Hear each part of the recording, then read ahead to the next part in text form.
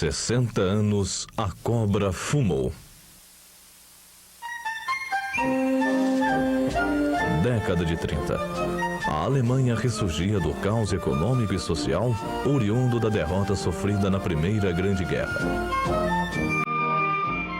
A liderança carismática de Hitler e a propaganda nazista despertaram o espírito guerreiro do povo alemão, inconformado com as duras condições impostas pelo Tratado de Versalhes e insuflado pelas reivindicações de reintegração do território alemão e pela evocação da superioridade racial. A mobilização industrial e a exacerbação do espírito germânico transformariam a Alemanha numa máquina de guerra que assombraria o mundo.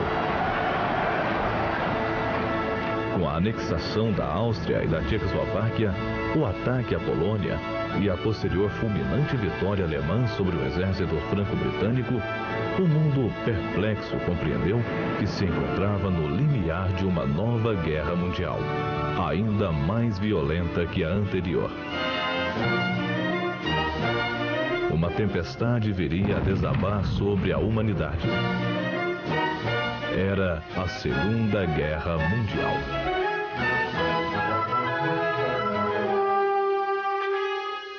O Brasil seria envolvido no conflito em razão do torpedeamento por submarinos nazistas de embarcações civis em pacífica navegação costeira. Entre 14 e 17 de agosto, foram torpedeados e afundados 5 navios mercantes brasileiros com o sacrifício de mais de 600 vidas. A opinião pública, tendo à frente a juventude, exigiu do governo uma tomada de atitude que resgatasse a honra nacional. O alinhamento do Brasil com os países aliados na cruzada democrática para deter o expansionismo do nazismo, do fascismo e do militarismo, dos coparticipantes do chamado Eixo, naquela época, consolidou-se com a criação da Força Expedicionária Brasileira, FEB, em 1943. A FEB foi concretizada com a criação da primeira Divisão de Infantaria Expedicionária, a primeira DIE.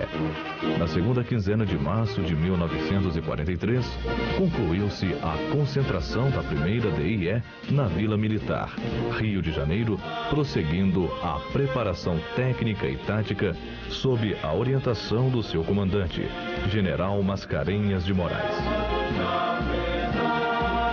Concluídos os trabalhos de organização e adestramento, a FEB desfilou garbosa na Avenida Rio Branco para o entusiasmo do povo. Agora era preciso transportar a força para o teatro de operações europeu. A propaganda diversa, promovida por agentes e simpatizantes do nazismo, dizia que era mais fácil a cobra fumar do que a FEB embarcar.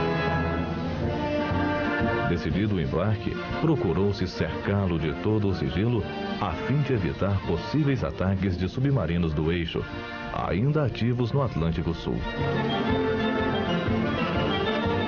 A FEB fracionou-se em 4 escalões para o deslocamento até Nápoles, na Itália.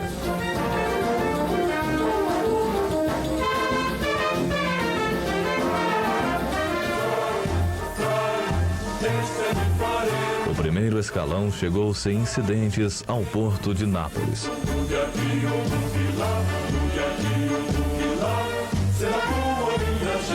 Seguiu para Agnaro, pequena localidade próxima ao subúrbio napolitano de Bagnoli, acampando em bosques ali existentes. Dessa maneira, estava no continente europeu a primeira força latino-americana a combater em terras de ultramar. Com a ansiedade da tropa brasileira de entrar em ação, o general Mascarenhas de Moraes providenciou a sua transferência para Vada, distante 25 quilômetros da frente de batalha do Arno, onde, após o recebimento do material bélico moderno, seria submetida a intenso treinamento pelo período de 3 semanas. Em consequência, organizou-se o destacamento Força Expedicionária Brasileira sob o comando do general Zenóbio da Costa, para integrar as forças do 4º Corpo de Exército do 5º Exército Americano. A zona de ação atribuída ao destacamento FEB situava-se defronte aos contrafortes dos Apeninos, na parte considerada a mais difícil da frente aliada, que fazia face à linha de defesa formada por 2 exércitos alemães, denominada Linha Gótica. No dia 16, às 14h22, a artilharia abriu fogo pela primeira vez nas encostas do Monte Bastione, na região de Massarossa. Após duras jornadas, os soldados brasileiros conseguiram cerrar sobre os postos avançados da famosa linha gótica e atingiram o Monte Prano, em 26 de setembro. A estreia do destacamento FEB foi muito bem sucedida, principalmente por se tratar de uma tropa inexperiente que se defrontava com tropas veteranas dispostas em boas posições defensivas. De 16 de setembro a 31 de outubro, a FEB progrediu 40 quilômetros, capturou 208 prisioneiros, conquistou as cidades de Massarossa, Camagnore, Monte Prano, Fornace, Gallicano, Castel Nuovo e Barga. Também sofreu 290 baixas.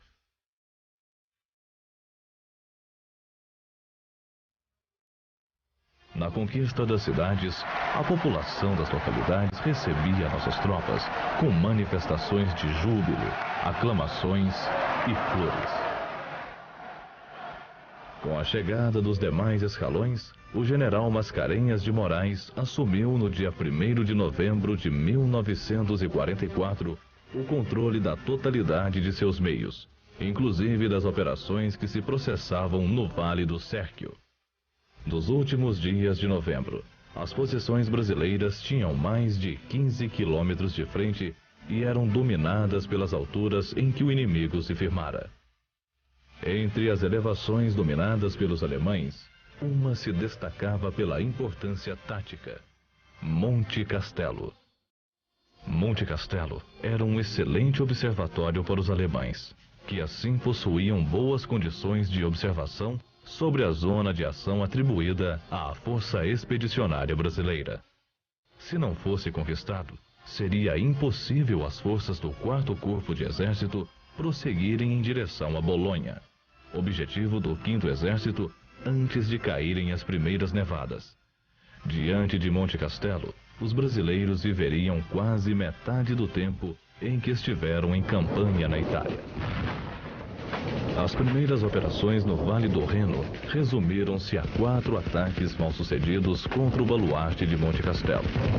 As condições de tempo adversas impediram o apoio da Força Aérea e a participação dos carros de combate. Além disso, faltava experiência à nossa tropa, levada prematuramente à frente de combate por força dos acontecimentos. Isso tudo possibilitava os contra-ataques dos alemães, causando centenas de baixas entre nossos soldados. Você tinha que rastejar, como se fosse cobra, entendeu? E não dar sopa não, porque se levantasse a cabeça, eles cortavam a cabeça com a rajada. A chegada do rigoroso inverno impôs uma parada nas ações ofensivas nos Apeninos em toda a frente do 5º Exército. Durante 2 meses, os brasileiros lutariam contra 2 inimigos implacáveis, os alemães e o frio. Oriundo de país tropical, habitando em geral em regiões planas e de temperaturas amenas, o soldado brasileiro, apesar disso, adaptou-se rapidamente ao rude inverno dos Apeninos. Sua capacidade inventiva e de adaptação transformaram-no logo em um combatente hábil e temido pelo adversário. Acho que nenhum brasileiro tinha enfrentado no Brasil um frio de 15, 16, 17 graus abaixo de zero. Então nós recebemos galochões. Esses galochões, as outras tropas, ingleses, americanos, usavam da forma normal. O brasileiro logo inventou um troço. Então, vamos dizer, a ordem dentro de um galochão era a seguinte: primeiro, uma meiazinha fina no pé. Depois, jornal. Depois do jornal, palha. depois uma meia de lã e, por último, o galochão, que eram grandes, né? E a gente estava protegido da neve, do frio e do pé de trincheira, que é um dos grandes males, vamos dizer, daqueles que combatem. E essa técnica nossa foi assimilada pelas outras tropas que passaram a usar também esse subterfúgio para fugir das consequências do congelamento dos pés. Durante o inverno, foram executadas ações para a manutenção do terreno conquistado e patrulhas visando ao reconhecimento do terreno e a fazer prisioneiros para a obtenção de informes sobre o inimigo. Foram constantes os combates entre pequenas frações e os duelos de artilharia e morteiros. O abastecimento dos postos avançados era feito em condições muito difíceis e arriscadas. A remoção de baixas se dava em condições muito severas. O terreno, coberto de neve, minado e vigiado pelos alemães, era perigoso para a progressão de nossas patrulhas. Com a chegada da primavera, foram retomadas as ações ofensivas. Ficou evidente que Monte Castelo não poderia ser arrebatado aos alemães apenas com o concurso de algumas unidades. Impunha-se o empenho ofensivo de toda a divisão, particularmente quando se verificou que o inimigo mantinha aquela posição a todo custo, pois se preocupara em reforçar e substituir as unidades que a defendiam por tropas descansadas. Às 5h30 do dia 21 de fevereiro de 1945, com o apoio de forte barragem de fogos, foi desencadeado o ataque definitivo às posições alemãs em Monte Castelo e, com ardor combativo, nossos soldados apossaram-se daquelas posições estratégicas. Partimos de Gajo e de Guanela, às 8h da manhã, e às 17h30 foi tomado Monte Castelo. Monte Castelo, por sua importância, tornou-se a maior disputa entre brasileiros e alemães durante toda a nossa atuação na campanha da Itália. Em Monte Castelo, a FEB viveu o episódio mais emocionante de sua trajetória em território italiano e celebrou o seu primeiro combate vitorioso na Batalha dos Apeninos. Sorvedouro de centenas de vidas brasileiras, a conquista de Monte Castelo constituiu dever de consciência e imperativo da dignidade militar.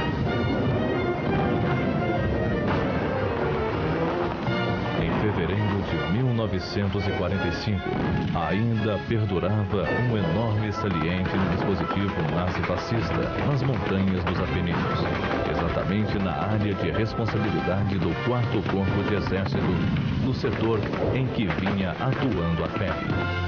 A 14 de abril de 1945, prosseguiu a Batalha dos Apeninos com o ataque do 4º Corpo à linha Gengis Khan, última linha defensiva alemã.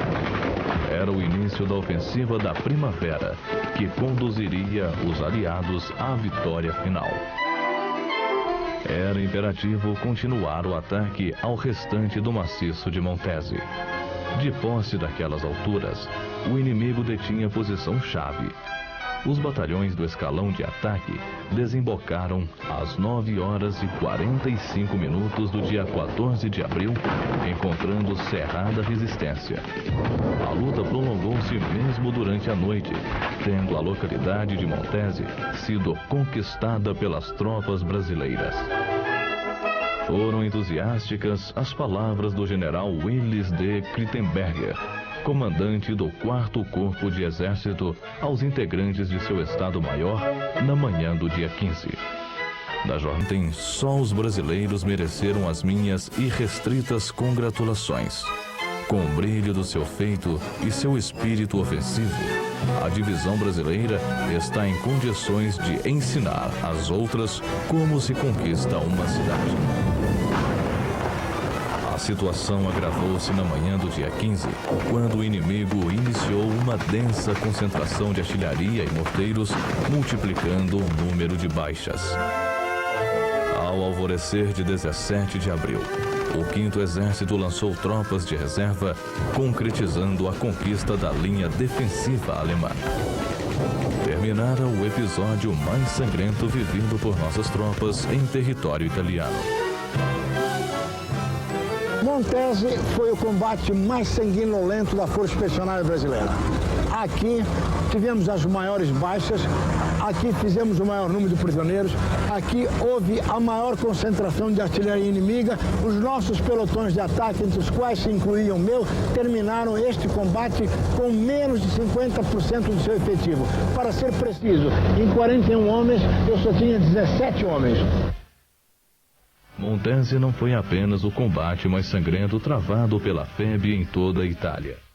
Foi também a conquista de uma região essencial, que veio a provocar o completo desmantelamento das defesas alemãs na linha Gengis Khan, facilitando o desembocar da tropa do 5º Exército na planície do Pó.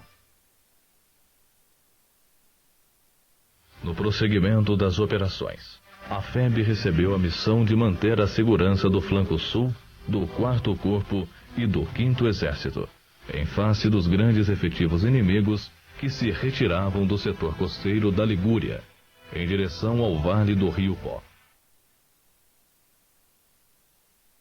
Foi detectado o deslocamento de grande coluna inimiga que, a partir de La Spezia, procurava por essa região atingir aquele vale. Nossa tropa contornou para Parma e, em manobra de duplo envolvimento, atingiu rapidamente as cercanias de Fornovo, cercando a força inimiga. Os violentos combates que se estenderam durante a tarde e parte da noite, os alemães decidiram se render. As forças brasileiras renderam a 70ª, 48ª Divisão de Infantaria, remanescentes da 90ª Divisão Panzer Alemãs e a Divisão Bersaglieri italiana. Eram 14.779 homens, cerca de 4.000 animais e 2.500 viaturas, das quais 1.000 motorizadas. Encerrava-se a epopeia da FEB. O Brasil cumprira o seu dever e seus soldados voltariam à pátria, cobertos de glória. Autoridades, familiares e o povo acorreram para o cais do porto do Rio de Janeiro para receber os seus heróis. Na Avenida Rio Branco, onde essa mesma força desfilara meses antes, sob o olhar de preocupação, tristeza e descrença de alguns, os soldados da FEB eram agora aclamados pela população, que, reconhecendo-lhes o valor, homenageava os bravos soldados brasileiros.